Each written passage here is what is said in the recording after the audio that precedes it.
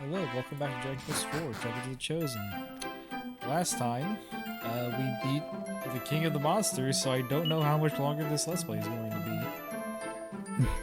This Yep. time, we're finally getting the dialogue from Provis Esley that I've been trying to get.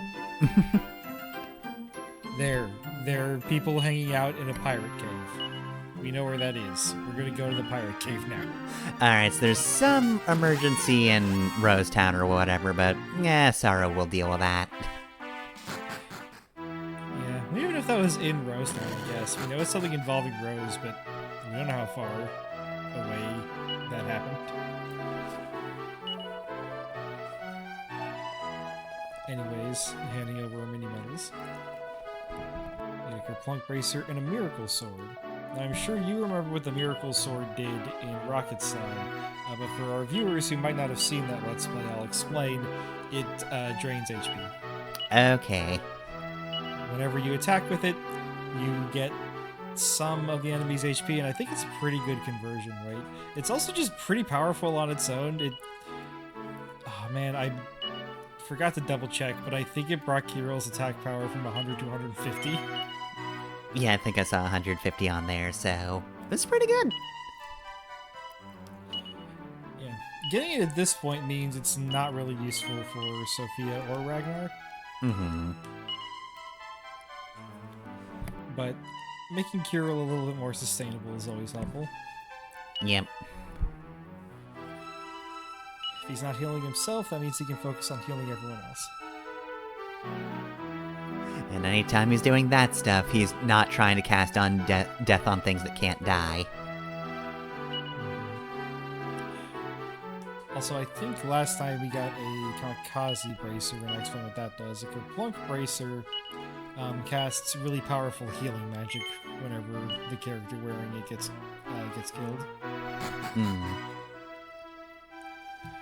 I forget if it resurrects them or if it just heals and resurrects the rest of the party. Mm-hmm. It Everybody also else, you breaks got upon this. use. Okay, yeah, I was gonna ask that. See, if it just healed everyone else, I could see it not breaking on use, but there's the obvious problem. If it healed the character and it didn't break on use, Mm-hmm. you just put that on a character and they become unkillable.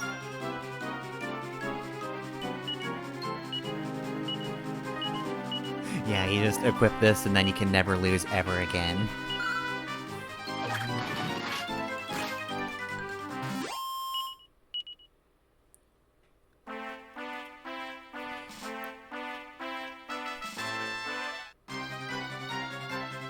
It's these guys again. Yeah, it's been too long since we've seen these guys, but they're already, like, an order of magnitude weaker than the things we've been fighting. Yeah, considering we had the Dragon Riders last time, those guys are clearly more advanced than these guys. They're on air animals. These are mere demon horses. That's nothing to me. Also, that's why I don't know what the, like, healing rate is for the Miracle Sword. It doesn't tell you how much it heals. You have to pay attention to the HP before and after. You know how to count, right? Do it on command. I'm sorry, there's just something very funny about the rider enemy summoning a normal skeleton. And it gets getting obliterated by Ragnar. I'm just hearing Ragnar going, "Holy shit, a skeleton!" and then just crushing it with a sword. Oh, hey boss, why'd you call me in? Ah!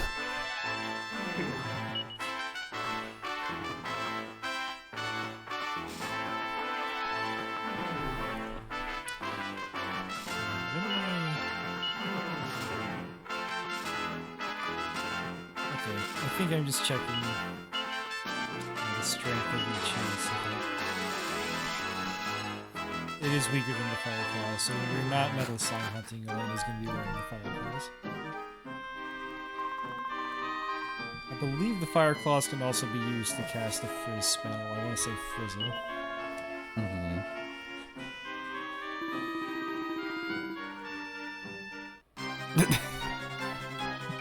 Oh my god, lady, you're surrounded! Do you mind?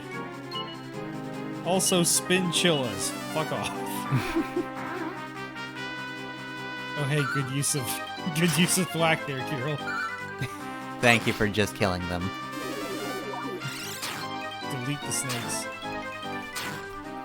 St. Patrick. Oh dang, Kirill's gonna have a fucked up ending, huh? Just picturing like the snakes show up and Kirill goes, "Hold on, I read about this from St. Patrick." just kills them instantly. Just gonna have Fire Emblem endings for everybody, and it just goes, Kirill did some terrible things to the... It was, not Protestants, it was, I'm gonna be honest with you, I'm not super familiar with St. Patrick. Also, are you sure it's not Protestants? Because if he's a saint, I'm assuming he's Catholic.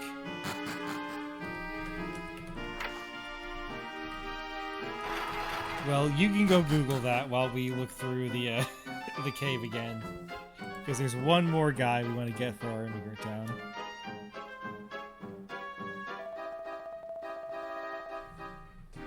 Okay, pagans, that's it.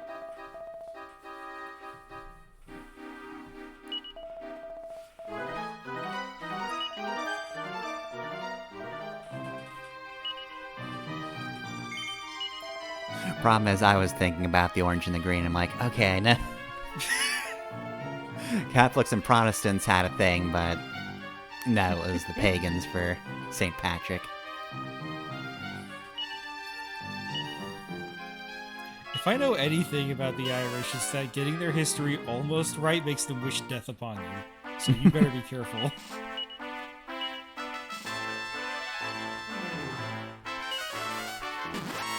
Although that...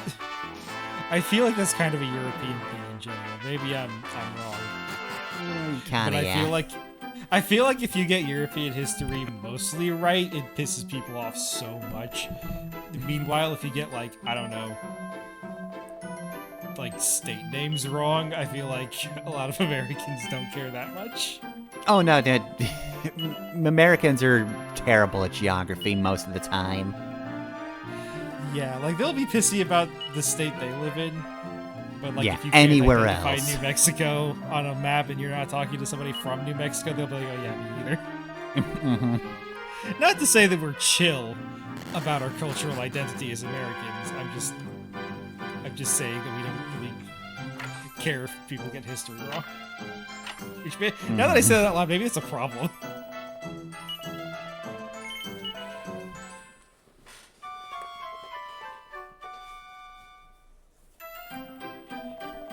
Anyways, we have new residents in Elizaburg, and that means it's upgraded again.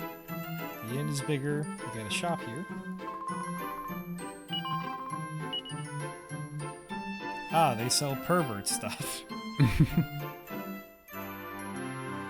Unfortunately, this is not one of the games where decking a character out in the full bunny girl outfit does anything. In 6 and 7, starting with 6, you have a new stat called Style, which matters sometimes. And in 6 and 7, equipping the full bunny girl outfit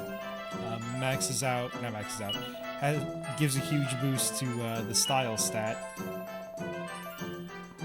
And then in 8, I think it changes Jessica's model if you put it on her. Or maybe it's a different outfit.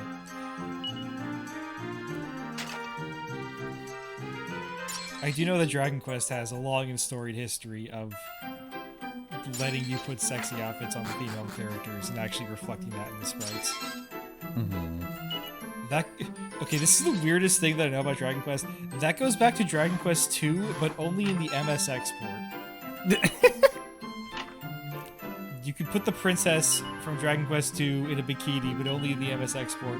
I think they added that and then didn't change anything at all about the Road to Road, which might be the most fucked up thing. Also, I should clarify, the Road to Road was not playtested when Dragon Quest 2 released, so it is too fucking hard. I'm going to guess that the new remake will probably do something about that. If the Game Boy Color version hadn't already. I don't think any version of Dragon Quest II has ever fixed the road to road. It's a kind of like an in-joke now. That it just fucking sucks. There's so many examples of that. Mm-hmm. Was it like a snowman enemy in Ratchet and Clank? That like they didn't have time to playtest, so it's just really fucking mean. I don't remember that. But the example I know is another JRPG example, Mounted Toy in Mother 1. They did not playtest it. It's too hard. Yeah, Mounted Toy is kind of a bastard. Wonder if they're gonna keep that in the fan remake. They should just make it an option when you start a new game.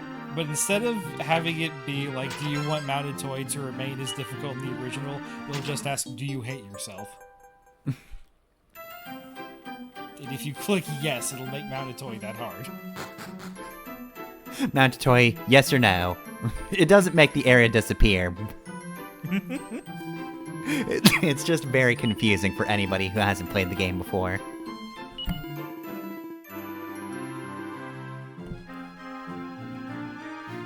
I do like the idea of taking like a personality quiz, like at the beginning of a Pokemon Dungeon game, but instead of it affecting your character, it affects the entire game.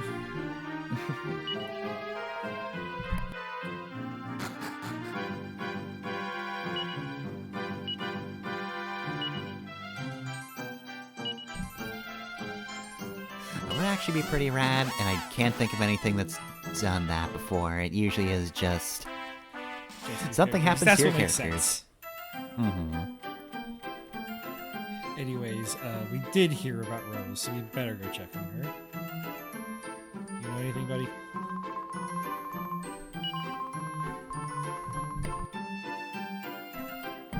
Okay, everybody seems pretty chill right now. They're not acting like... Oh.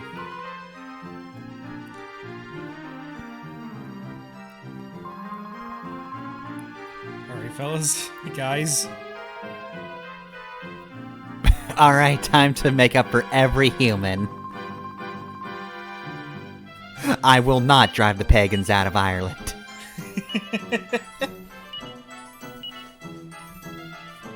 Never mind, I'm doing 180. St. Patrick is going down. Kirill makes that joke after getting rid of the snakes, and like a day later, he's just like, "Did you all know about all the other stuff St. Patrick did?" I just knew about the snake stuff. For St. Patrick's Day, I had no idea it was.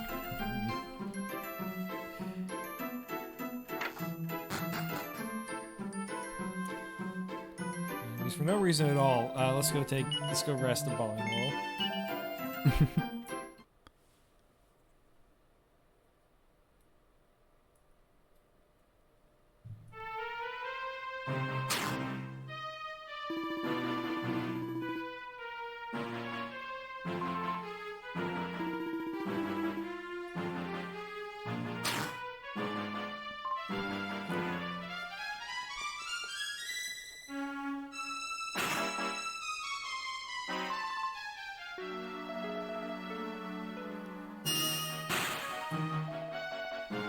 Alright, well, this isn't going to help Psaro at all.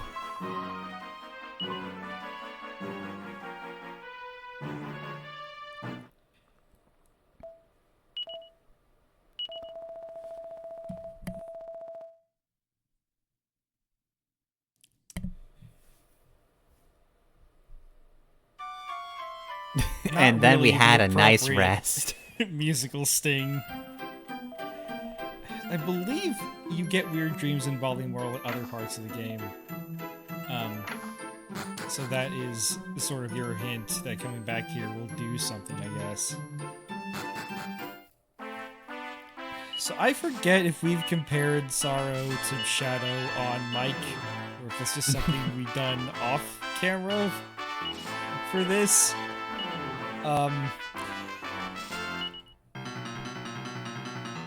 See, that was the musical sting they should have used after that nightmare.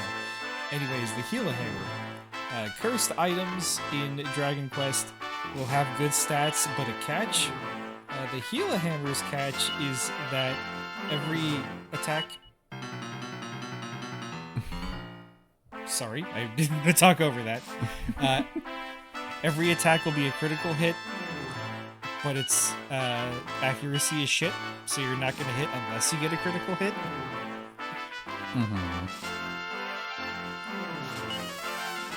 I phrased that weirdly. But basically, it's your crit rate goes through the roof, but you're not going to be hitting. Yeah, accuracy goes way down. Battles. However, that does give it a use for metal slime hunting.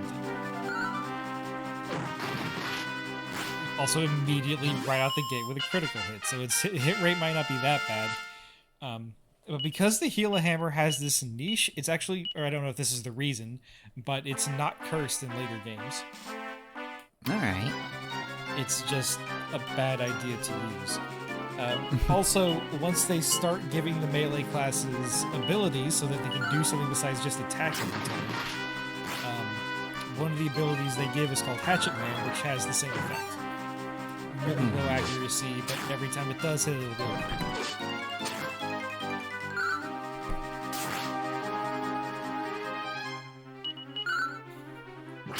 So anyways, comparing Psaro to Shadow, I really have nothing aside from the fact that they just have very similar motivations.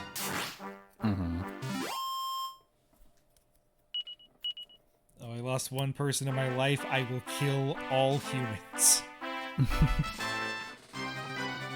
I promise you revenge. Oh, the person. Alright, now I just need to go to space. The person I'm avenging as they died told me not to do that. I don't care. I mean, Shadow at least has the excuse of the faulty memory, where he forgot exactly the worst part to forget. I remember the traumatic part, but my brain has decided, no, you don't need the mercy part, because you're not in the mood for that. You just want to do a murder now.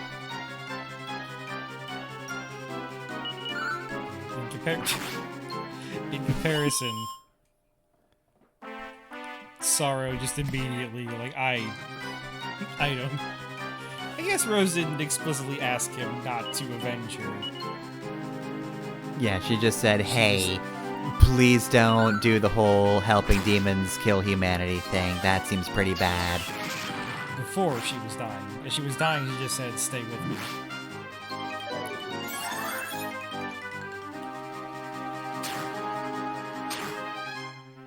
Unless I'm wrong. And I wasn't paying attention during the cutscene. Yeah, I thought you said that, but... Yeah, either way, Psaro's not really in a position to want to listen to that.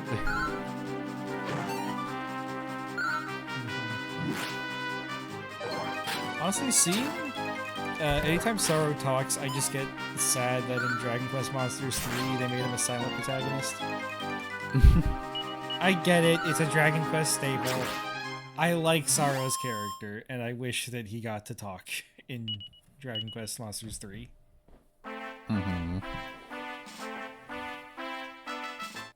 Anyways, what I'm doing here is I'm once again hunting for metal slimes. Which is why I have the hammer equipped and why I have the full melee team out. I don't have Elena with her popular. Also, I know it's not untrue, but referring to Tornico as part of a full melee crew is kind of funny. Who else am I gonna bring, Boria? I mean, again, yeah, you're not wrong. Like, Tornico is physical. He doesn't do magic. He has weird tricks, but also, you put him next to these other three, and it's like, what are you doing here? Also, to be clear, Kirill isn't the worst physical character. Priest or Jack of all trades.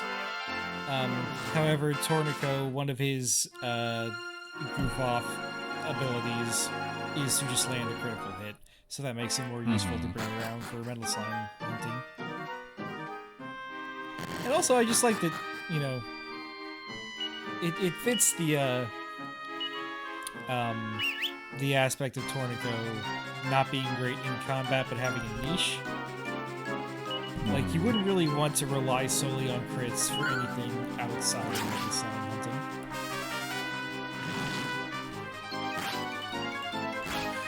So we did beat the King of Demons, so I'm assuming that if we're immediately going for another metal slime,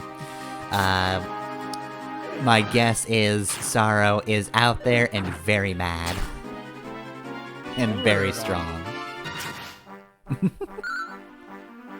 I mean, we just saw the cutscene where the entire screen turned red because he got so mad, but don't worry, it's fine. He gets so mad he summons Balzac and you have to fight him again. God. Anyways, speaking of that cutscene, so I said way back in the first episode that this was an anti-racist movie. We are 33 episodes in, and we've beaten what the game wants us to think is the final boss.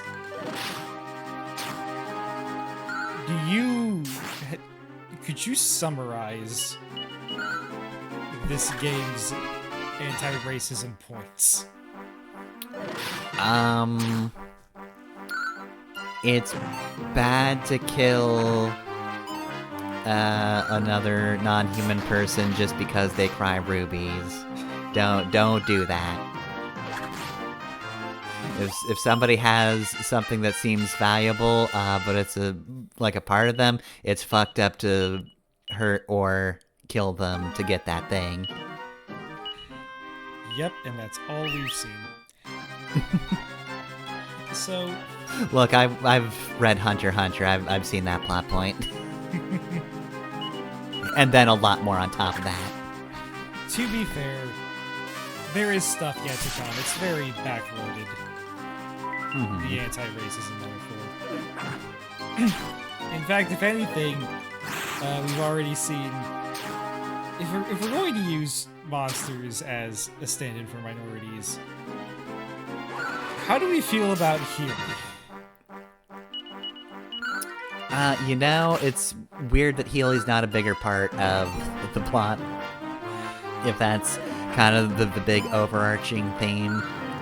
Because, like, he just got discriminated against and then found a friend in Ragnar. And then, like, we saw him once after that. Okay, but do you remember the context in which we saw him once after that? He was disguised as a human, yeah. Oh, you think he was disguised? Well, he did want to become human. Yeah, he did want to Detroit become human. There's nothing in the game to indicate that's a disguise. As far as the average player goes, he became a human. Now, isn't that weird? Isn't that a weird thing to put in your anti-racism game and not elaborate on?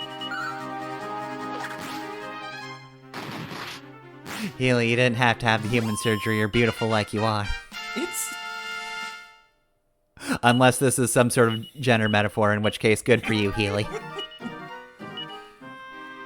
I feel pretty confident that the folks at Enix were not thinking about gender metaphors. I don't know why, but, you know. No, the gender metaphor people were working for Square, I think.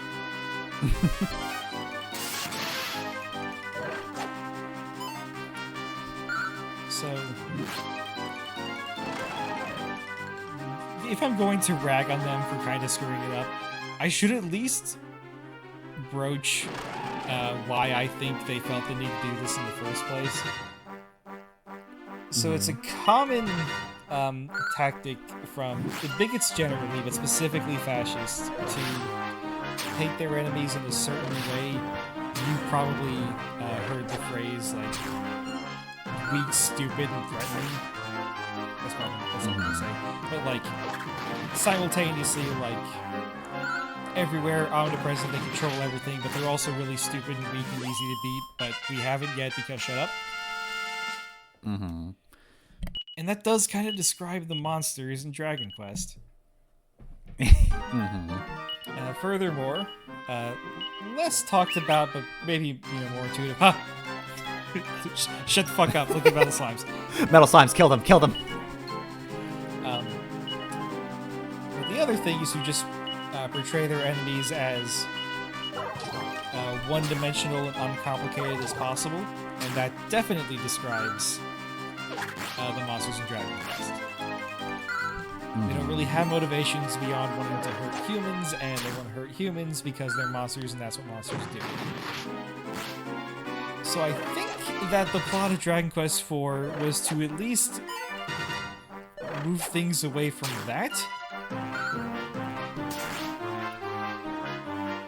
so that this feels less like some weird fascism-adjacent stuff. And yeah, that's... it's one of the problems of the Dragon Quest enemies being, like, kind of cutesy, but still demons, essentially. Like, you want to like them because they're adorable, and they have a lot of personality, but, like... By giving them personality, then yeah, they're not just like killer bees or, something that is devoid of that sort of thing that would be, I guess, quote-unquote, fine as an antagonist force. Yeah. Anyways, we took out 2 Metal Slimes. We're going to level up a lot. Also, I don't know if anybody's going to be mad at me for saying what I did or think it's out of pocket. I should point out that the composer for Dragon Quest is in the news semi-frequently for his Japanese nationalist bullshit. So I'm not just making shit up. They do have they do have stupid bigots working in the same office. Also, fucking finally! Yeah, Jesus. But Kirill, I'm making a point here. Did you really have to learn that right now?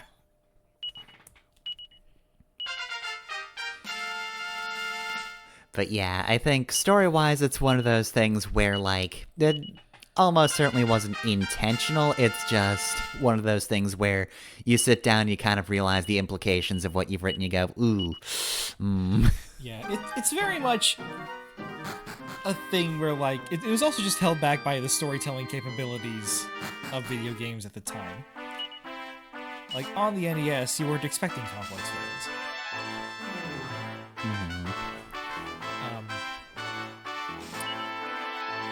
There's so many things that I kind of want to talk about that. A modern example of something with this problem, I've heard Furion has this problem. I'll just be clear, if the only thing fascist adjacent is the fact that the enemy is like one note, I feel like that's not enough. Like, if it wasn't for the composer being the way that he is, I would also not feel like this was a problem that needed to be quote-unquote solved. Dragon Quest doesn't want to focus on making their enemies complex. They don't really have to. Anyways, right, the plot of the video game we're playing. We have to give this guy the gas canister because he's going to turn it, or he's going to use it to power the hot air balloon. We don't get an airship because we are decidedly less cool in Final Fantasy.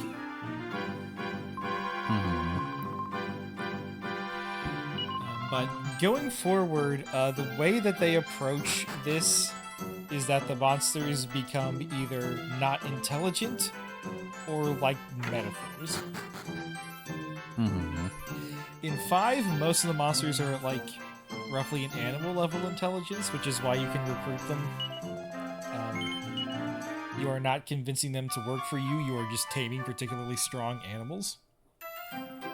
And like the guys in charge are still evil without any motivation, really. But when it's just like 5 or 6 dudes, it doesn't feel as bad. Yeah. And 7 does some interesting stuff with like the monsters and monster appearance.